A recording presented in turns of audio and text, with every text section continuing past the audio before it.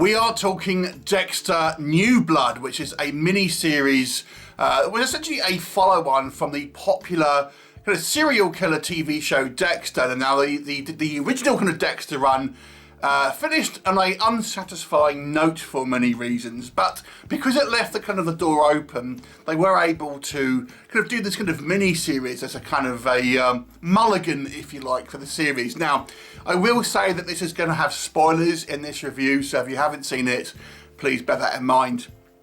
I will try and keep it somewhat vague, but there's going to be some big spoilers. So, what do we think about this kind of this series where we see essentially Dexter reunited with his long-lost son Harrison, who is now a kind of a teenager?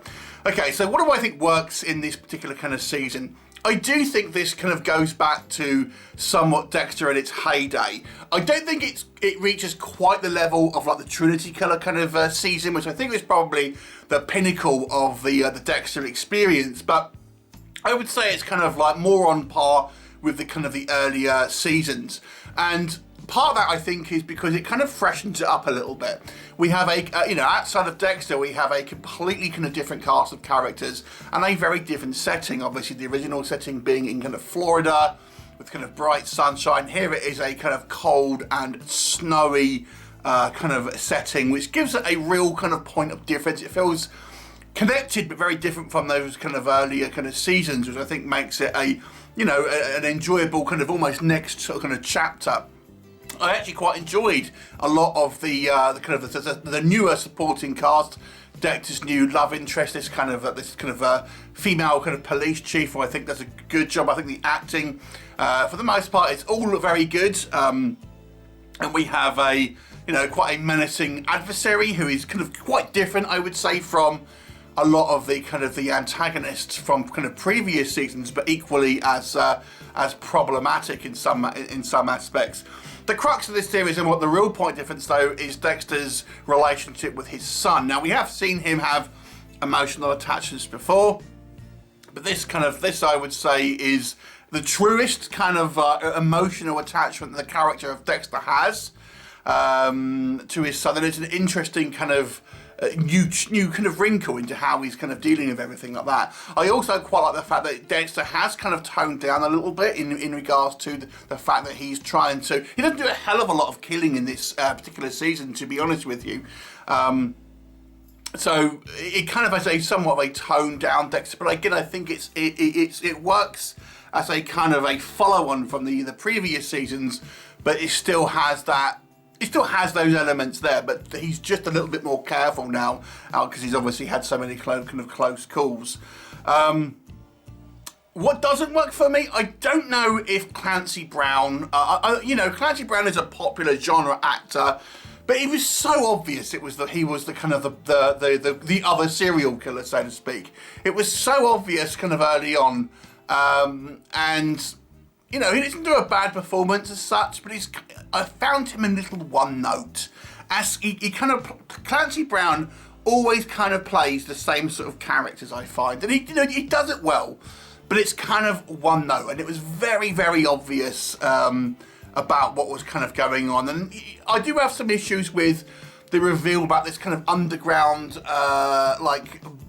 display. I mean, who's built that? Who's built that? And it's just kind of, there would be surely people would know about that. It seems a little bit kind of far-fetched to me at times. And there are some kind of elements here in regards to just a little bit of believability in regards to that particular kind of character. I just thought, it seems a little bit far-fetched at times in regards to his kind of killer.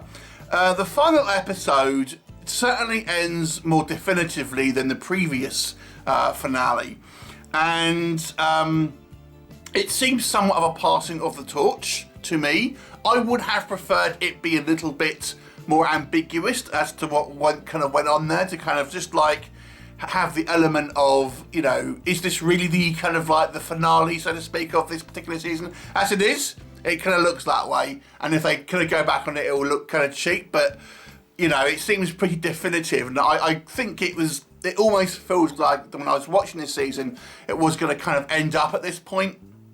And it really did feel like this is going to be a passing of the torch series to Harrison, who, I don't know, maybe I'll take on the name Dexter or something like that.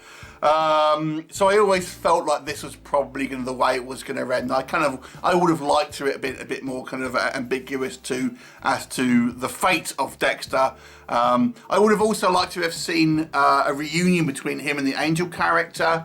And I actually would have liked to see him a little bit more fallout after the discovery of what Angela found, the kind of the police chief girlfriend, in regards to a large amount of bodies.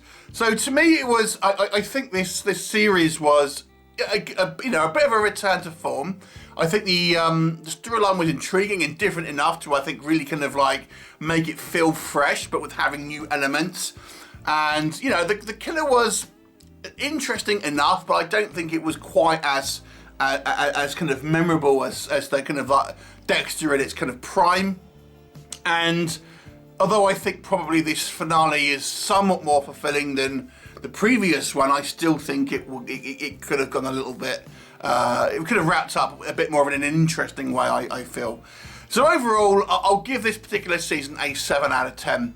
Have you seen it? What did you think of it? Leave me a comment and I'll look forward to seeing you next time. Bye for now.